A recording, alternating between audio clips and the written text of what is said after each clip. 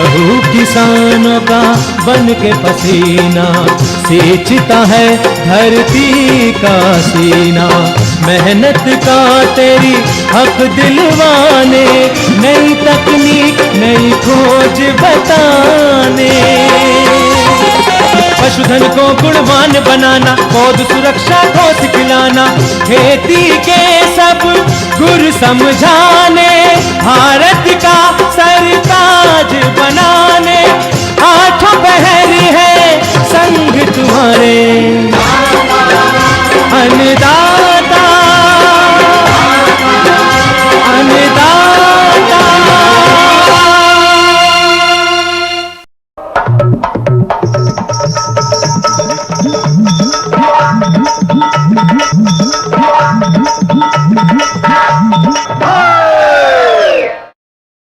नमस्कार, मैं रीनू यादव आप सभी दर्शकों का अन्नदाता कार्यक्रम में स्वागत करती हूं। किसान का जीवन बहुत मुश्किल होता है। वह अपने खेतों में लंबे समय तक काम करता है, उसका ध्यान सदैव फसल में ही लगा रहता है। वे अपनी कड़ी मेहनत की ताकत पर अपना जीवन व्यतीत करता है। ऐसे ही किसानों की प्रगति के लिए हम खेती बाड़ी से जुड़ी बहुत सी नई लाभकारी जानकारियां हर रोज सुबह लेकर आते हैं। तो चलिए कार्यक्रम शुरू करने से पहले देखते हैं क्या है आज के अन्नदाता में। पॉली हाउस में डच रोज लगाएं, अच्छी आय कमाएं। रबी फसलों की थ्रेसिंग करते समय ध्यान रखने योग्य जरूरी बातें।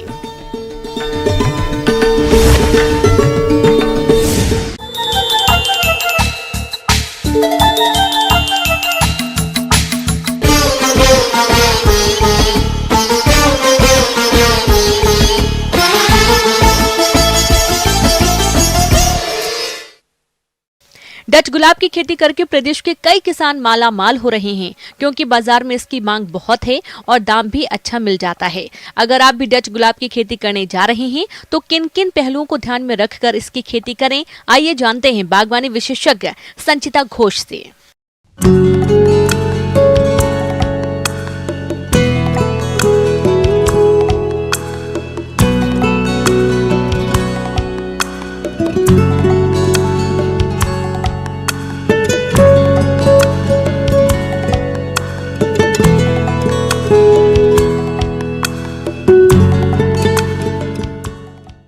मैं आज आप लोगों को बताने जा रही हूँ जो गुलाब के संरक्षित खेती होता है जो किसान भाई लोग करते हैं उसके बारे में। तो पहले हम लोग जो देखेंगे कि किस मिट्टी में ये गुलाब अच्छा होता है। दोमट मिट्टी सबसे इसके लिए अच्छा होता है लगाने के लिए। और हम लोग जो लगाते हैं ख़ास तरह से जो तना कटिंग्स जो होता है, तना जो होता है उससे लगाते हैं और बडिंग से भी लगाते हैं। तो हम लोग को देखना चाहेगा कि तना जो होता है कटिंग्स वो लंबाई में 10 से 15 सेंटीमीटर होना चाहिए। उसमें दो से 3 गांठें भी होना चाहिए। और उसको हम लोग फिर पाउडर फॉर्म में मार्केट में आता है रूटेक्स बोल के, उसमें थोड़ा सा वो जो कट करने के बाद थोड़ा सा उसमें डिप करके फिर हम लोग लगाएंगे। फिर जब जड़ पकड़ लेगा वो अच्छे से तैयार हो जाएगा। उसके बाद एक डेढ़ साल के बाद वो हम लोग मेन वहाँ पे पॉली हाउस में पहले तो बेड प्रिपेयर करना होगा, उसके बाद ट्रांसप्लांट करेंगे। पॉली हाउस आकार में भिन्न भिन्न प्रकार के होते हैं। जलवायु के अनुसार इनका आकार व आवश्यक चीजें चुन ली जाती हैं। अधिकतर पैड और फैन वाले पॉली हाउस गुलाब की खेती के लिए उपयुक्त होते हैं, क्योंकि इनमें तापमान को आवश्यकता के अनुसार घटाया बढ़ाया जा सकता है।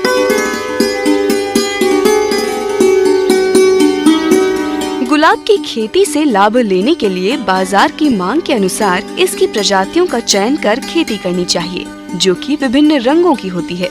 गुलाब की लाल रंग की प्रजातियाँ फर्स्ट रेड, ग्रांड गाला, कैरामिथा, बैंडी, एस्केडा रेफिला। गुलाबी रंग की प्रजातियों में कीस, मेलाडी, सोनिया, विवाल्डी, प्रोफिटा। नारंगी रंग की प्रजातियों में लैम्बार्ड, नोबलेस, क्रीम। पीले रंग की प्रजातियों में गोल्डन टाइम, आल समीर गोल्ड, टेक्सास, पोपीलोन। किसान भाइयों, आप इन किस्मों का चयन कर इनकी खेती कर सकते हैं। तो जो बेड प्रिपेयर करने के लिए पहले उसमें हम लोग बेड के जो लंबाई होगी वो आवश्यकता अनुसार होगा, और जो 1 मीटर चौड़ाई होगी और वो 30 सेंटीमीटर ऊंचाई होगी, उसको पहले से अच्छे से प्रिपेयर करना होगा। मिट्टी की तैयारी अच्छे से करना होगा, तभी जाके अच्छे से फूल मिल सकता है हमको। इसके लिए ये मिट्टी को पहले जो कंपोस्ट होता है वो 20 से 30 केजी होना चाहिए, और जो नाइट्रोजन, फास्फोरस और पोटाश होता है वो 30:30:40 अनुपात में मिलाया जाता है ग्राम पर मीटर स्क्वायर प्रति वर्ष में। फिर नाइट्रोजन एक बार और जो 40 ग्राम होगा उसको फिर से 2 बार में डिस्ट्रीब्यूट करके हम लोग लगाएंगे। किसान भाइयों, पौधे अधिकतर बगैर मिट्टी के होते हैं और उनको लगाते समय पौधे की जड़ें फैलाकर पौधे लगाने चाहिए। जड़ें एक जगह इकट्ठी होने पर पौधे अच्छी तरह से वृद्धि नहीं कर पाते। पौधों को लगाते समय जड़ों की चारों तरफ की मिट्टी को अच्छी तरह से दबा दें, जिससे जड़ों के पास हवा न रह जाए। गुलाब के अधिकतर कलम किए पौधे लगाए जाते हैं। इसमें पौधे की कलम की जगह हमेशा मिट्टी की सतह के ऊपर रहनी चाहिए। पौधे लगाने के तुरंत बाद पौधों को पानी दें या पौधों के ऊपर पानी छिड़काव करें। और जो होता है मल्टीप्लेक्स भी 2 ml प्रति लीटर में मिला के उसको हम लोग अच्छे से स्प्रे करेंगे, तो जो न्यूट्रिएंट का जो अच्छे से डेफिशिएंसी वगैरह होता है वो सब दूर हो जाते हैं और अच्छे हम लोग फूल पाएंगे। और इसमें जो गुलाब में जो सबसे मतलब मुख्य बीमारी है वो है डाईबैक। तो ये डाईबैक जो है इसके लिए हम क्या कर सकते हैं, जो गुलाब की जो कटाई छटाई होता है उसके बाद उसके वो कट पोर्शन में हम लोग बोर्डेक्स मिक्सचर डाल देंगे, थोड़ा सा पेस्ट बना के, तो फिर उसमें इन्फेक्शन ना हो। उसके बाद हम लोग ब्लू कॉपर का जो होता है वो स्प्रे भी कर सकते हैं, तो इससे हम लोग जो डाईबैक है उससे बच पाएंगे। पौधों को लगाने के कुछ समय बाद पौधों की बढ़वार होने लगती है, फूल भी आना शुरू हो जाते हैं। लेकिन अच्छे फूल उत्पादन और पौधे को मजबूती प्रदान करने के लिए शुरुआती अवस्था में पौधों को निचली शाखाओं व बन रही कलियों की कटाई छटाई कर देनी चाहिए। पानी की मात्रा ग्रीन हाउस के तापक्रम, नमी तथा रोशनी के ऊपर निर्भर करती है, इसलिए पानी की मात्रा मौसम के अनुसार बदलती रहती है। और सिंचाई जो होता है वो हम लोग 1 हफ्ते में एक बार कर सकते हैं, और जो निकाई गुड़ाई होता है वो 10 मतलब लगाने के 10-12 दिन बाद कर सकते हैं। और ऐसे वैज्ञानिक पद्धतियों में अगर हम खेती करेंगे तो इसमें जो उपज होगा वो होगा 150 से 300 जो कटे पुष्प होता है पर मीटर स्क्वायर में पर ईयर में होता है। और इसको हम लोग जैसे कि आप लोग जानते हैं ये कटे पुष्प के अनुसार में या फिर गुलदस्ता में और पुष्प सज्जा में भी हम लोग यूज़ कर सकते हैं। तो किसान भाइयों, ये जो वैज्ञानिक पद्धति है इसको उपयोग करें और अच्छे से उपयोग।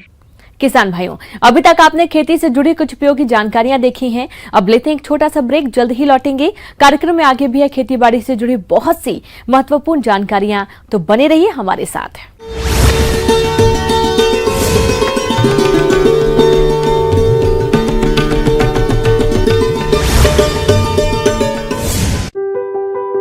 जरूरी है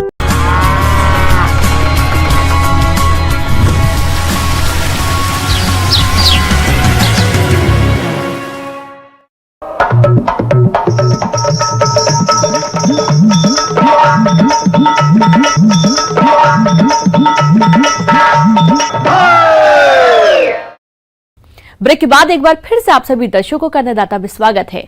चलिए अब रुख करते हैं अगली कड़ी की ओर।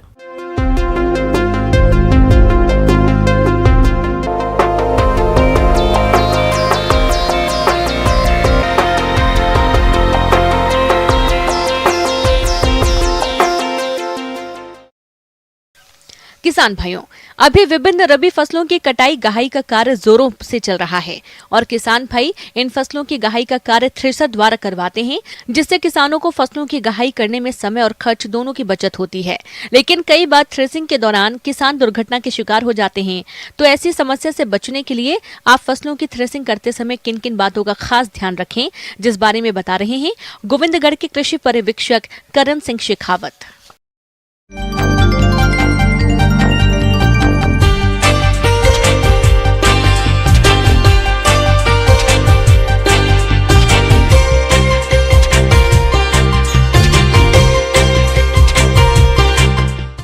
किसान भाइयों राम राम सा। किसान भाइयों, इस समय रबी की फसलें कटाई का काम करेंगे और कटाई के बाद थ्रेसिंग का काम करेंगे। इस कटाई और थ्रेसिंग में विशेष रूप से थ्रेसिंग के समय, अनाज निकालने के समय हमें किन किन बातों की सावधानी रखनी चाहिए, इन चीजों पर आज अपन चर्चा करेंगे। किसान फसलों की कटाई गहाई के कार्य में जुटे हैं और किसान फसलों की गहाई का कार्य थ्रेसर से करते हैं। ऐसे में हमारे किसान भाई थ्रेसिंग करते समय कोई विशेष ध्यान नहीं देते हैं, जिसमें दुर्घटना होने का डर बना रहता है। तो आपको चाहिए कि थ्रेसिंग करते समय कुछ विशेष बातों का ध्यान रखें, ताकि किसी भी प्रकार की होने वाली संभावित हानि से बचा जा सके। तो किसान भाइयों, हर जगह आज मशीनी युग हो गया। हर किसान थ्रेसर से अपनी फसल को निकालता है। थ्रेसर में किन किन सावधानियों को अपन ध्यान में रखें, तो किसान भाई सबसे पहले तो जो काम करने वाले आदमी हैं, वो चाहे महिला हो चाहे पुरुष हो, एक तो अपने कपड़े ज्यादा लटकते हुए कपड़े कहीं नहीं हो, टाइट कपड़े हो, मास्क भी हो और हो सके चश्मा मास्क वगैरह भी लगा के खेती में काम करें। और थ्रेसर के जहां इनलेट पोर्शन होता है, जहां गाड़ा दिया जाता है, उस जगह से कम बच्चों को तो कम से कम वहां से दूर रखें और जो भी काम वहां करने वाले हैं, वहां कुशल कारीगरों को ही वहां लगाएं। अपन कुशलता से उसमें काम मिले। वो कई दफे ऐसा होता है, महिलाएं आती हैं, उनके हाथ भी चले जाते हैं, कहीं किसी के सर के बाल भी चले जाते हैं। तो ऐसी दुर्घटनाएं नहीं घटे, इसके लिए सारे कपड़ों को, बालों को बांध के और फिर काम करें। थ्रेसिंग करते समय अपन जितने भी लोग काम करते हैं, जितने भी श्रमिक काम करते हैं, वो किसी तरह से कोई बीड़ी तंबाकू या उसका उस समय सेवन नहीं करें, क्योंकि सूखा हुआ खलिहान होता है, उसमें अग्नि का भी ज्यादा वहम होता है, इसलिए उससे भी बचा जाए। एक सावधानी ये रखें, कई बार हम लोग खेतों में देखते हैं, किसान जब सूखे खाद्यान्न को जब एकत्रित करते हैं, ये ध्यान नहीं रखते कि ऊपर बिजली की लाइन भी जा रही है। कम से कम ऐसी चीजों से बचा के रखें। हो सकता है उस समय बरसात आ जाए, इसलिए जगह का जो चुनाव करें वो थोड़ा ऊंचा स्थान हो, सुरक्षित स्थान हो। यदि बारिश भी हो तो अपने तिरपाल से, पन्नी से, किसी से ढक के, और पानी के भराव की जगह नहीं हो। इन चीजों का थोड़ा विशेष ध्यान रखें।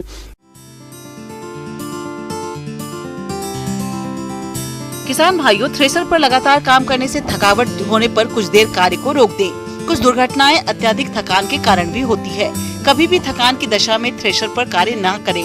जहां तक संभव हो, थ्रेसर को कभी भी ट्रांसफार्मर या बिजली के तारों के नीचे न लगाएं। खलिहानों में धूम्रपान बिल्कुल न करें और न ही किसी को ऐसा करने दें। आग से दुर्घटना की रोकथाम के लिए खलिहान में बालू का ढेर तथा बाल्टियां आदि रखें। यदि व्यक्ति ऊंचे प्लेटफॉर्म पर खड़ा हो या सीधे ट्रैक्टर की ट्रॉली से ही फसल को थ्रेसर में डाल रहा हो, तो वह हाथों के अलावा कभी कभी पैरों से भी फसल को अंदर ढकेलता है। फसल के अचानक अंदर प्रवेश करने पर हाथ या पैर का अंदर जाना स्वाभाविक ही है, तो फसल को पैरों से अंदर ढकेलने की कोशिश ना करें। जब थ्रेसर को बेल्ट पुली का उपयोग करके ट्रैक्टर या अन्य किसी शक्ति स्रोत से चलाया जाता है, तब घूमने वाले कलपुर्जों को लकड़ी के फ्रेम में या लोहे की जाली से ढककर रखें अथवा विशेष सावधानी बरतें। इसके बाद जब अपन अनाज निकाल लेते हैं, अनाज निकालने के बाद किसान भाई जल्दी करता है कि उसको घर पे ले जाके रख दो। उसको अच्छी तरह से सुखाना चाहिए और पूरा अच्छी तरह सूखने के बाद, धूप में सुखाने के बाद जब उसको उठा के घर लेके जाते हैं, उस समय विशेष सावधानी की आवश्यकता होती है। किसान भाई उसको कभी भी शाम के समय उठा के अपने गोदाम में नहीं रखे। जब वो सुबह के समय ठंडा हो जाए, पूरी रात की ठंड उसको मिले, और ठंडा होने के बाद, पूरी तरह से सूखने के बाद और ठंडा होने के बाद उसको सुबह के समय अपने गोदाम में जहां भी रखे, वहां पहले उस को कीट नाशक से छिड़काव करके, साफ सफाई करके, या बारदाना कोई है तो उसको भी कीटनाशकों में डिप करके, डुबो के और कीट रहित करके और उस स्थान पे फिर उसका भंडारण करें। भंडारण में विशेष रूप से इन चीज़ों की सावधानी रखें। यदि पूरा सुखा के और ठंडे किए हुए अनाज को अंदर रखेंगे तो उसमें कम से कम कीटों का और नुकसान होगा और किसान का अनाज सुरक्षित रहेगा। धन्यवाद। आगे और भी है खेती बाड़ी से जुड़ी बहुत सी रोचक जानकारियां, पर यहाँ पर रुकेंगे एक और छोटे से ब्रेक के लिए। जल्द हाजिर होते हैं।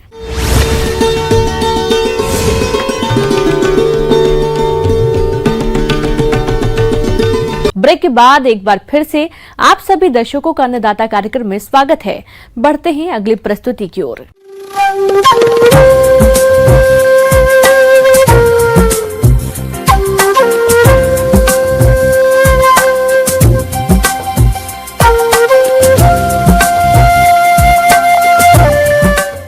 मौसम के अनुसार प्रबंधनों पर टिकी आपकी खेती बाड़ी, और इसलिए मौसम पूर्वानुमान और उस पर आधारित साप्ताहिक कृषि सलाह इस प्रकार है।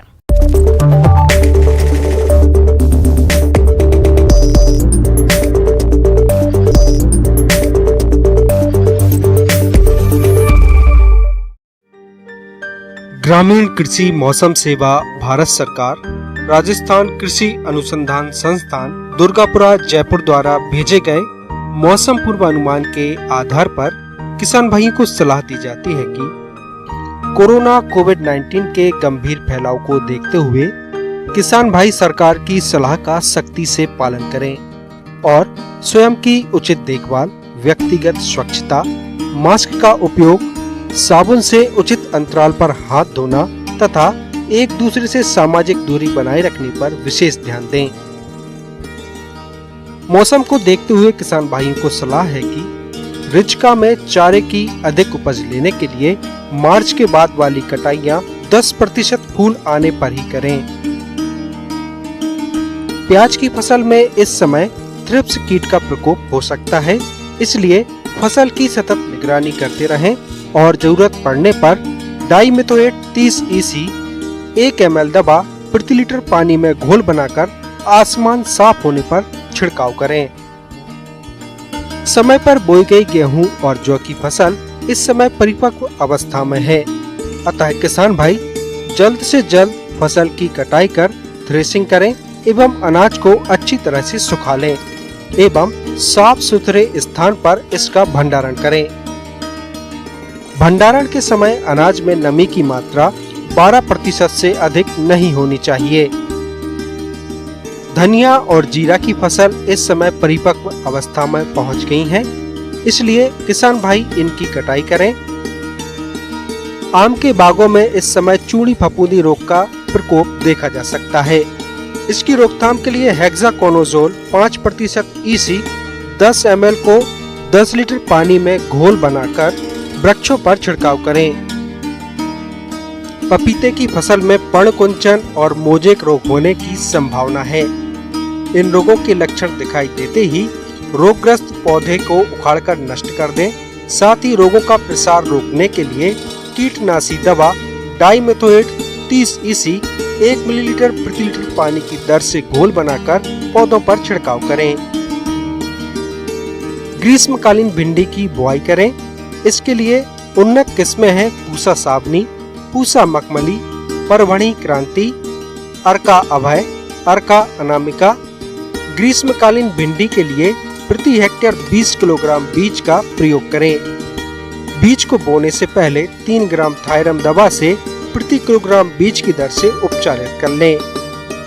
सब्जी वर्गीय फसलों में यदि टमाटर की बात करें तो इसके परिपक्व फलों की तुड़ाई करें तथा पौधों में यदि लीफ कर्ल वायरस का प्रकोप दिखाई दे रहा हो, जो कि एफिड, जैसिड, थ्रिप्स और सफेद मक्खी आदि कीटों से फैलता है, इनकी रोकथाम के लिए रोगग्रस्त पौधों को उखाड़कर नष्ट कर दें।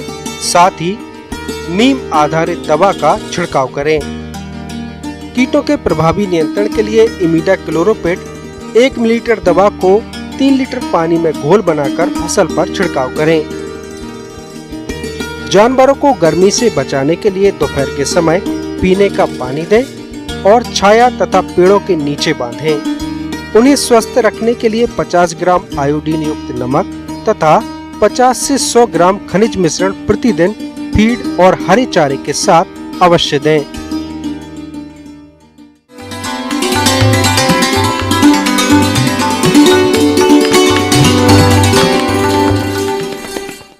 अन्नदाता हेल्पलाइन निःशुल्क फोन संपर्क सेवा के माध्यम से आपके द्वारा पूछे गए प्रश्नों में से 1 या 2 महत्वपूर्ण प्रश्नों को हम अपने कार्यक्रम में शामिल करते हैं और इसी के तहत आज का चयनित प्रश्न और उसका जवाब इस प्रकार है। आज की अन्नदाता हेल्पलाइन में हमने जिस प्रश्न को शामिल किया है उसे पूछा है। गांव झलेरी, जिला नागौर के मोहन लाल ने आपने ऑयस्टर मशरूम उगाने की तकनीक के बारे में जानकारी चाहिए है, तो इसके लिए देखिए कार्यक्रम का यह अंश।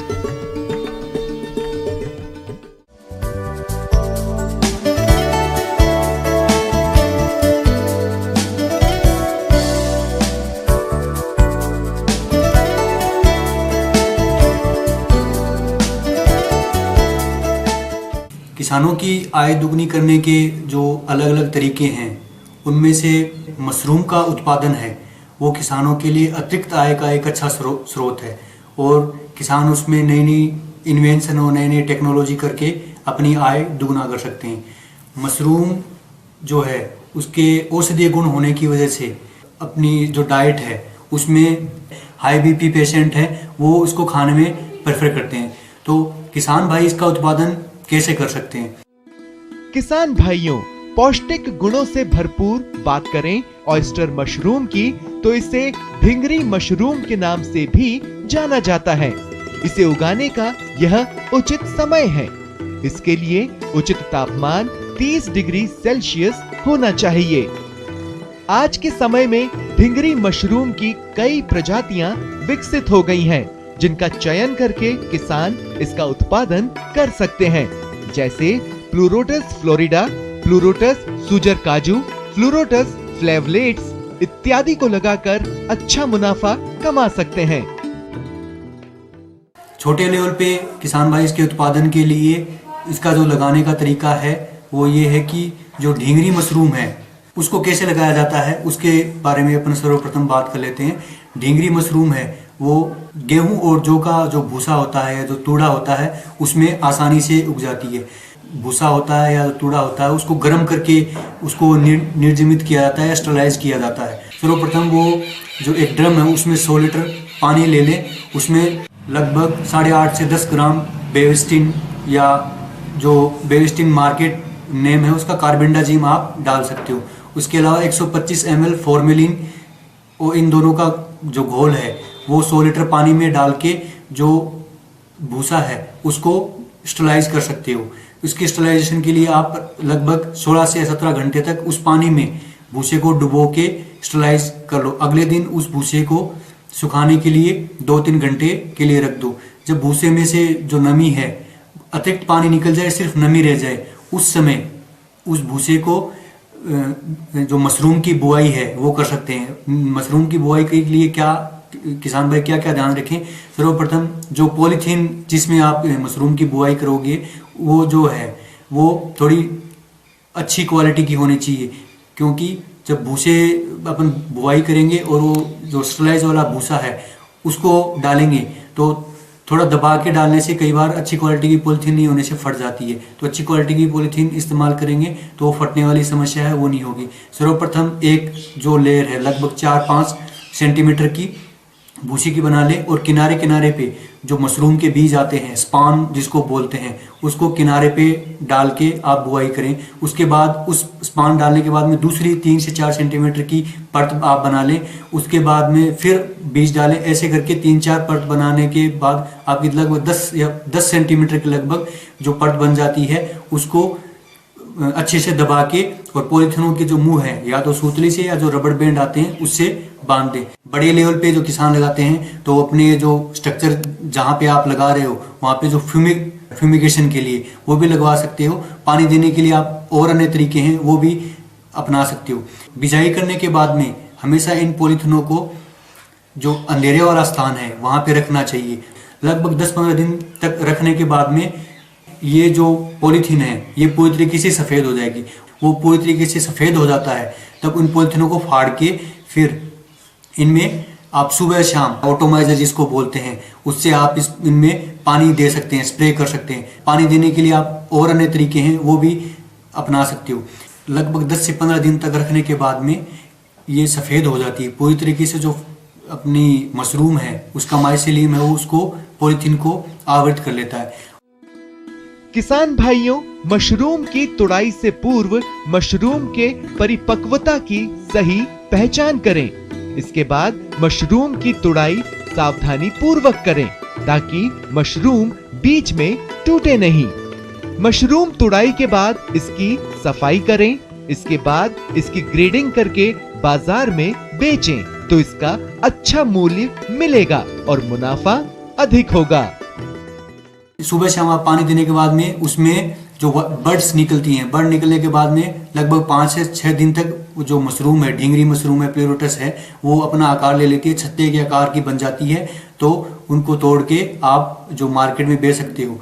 इसकी जो कीमत है मार्केट में 40 से 60 रुपए तक किलो आ सकती है। और जो आपने एक बैग भरा है जिसमें लगभग 4 किलो भूसा है, उससे 2 तुड़ाई में लगभग आपको 400 ग्राम तक मशरूम मिल सकती है। और अगर आप बड़े स्तर पे इसको लगाना चाहते हैं तो बड़े स्तर पे आपकी प्रतिदिन लगभग 10 से 20 किलो मशरूम का उत्पादन हो सकता है। अगर 40 रुपए किलो के हिसाब से भी अगर जा रही है तो डेली किसान है वो 800 रुपए का उत्पादन डेली किसान कमा सकता है।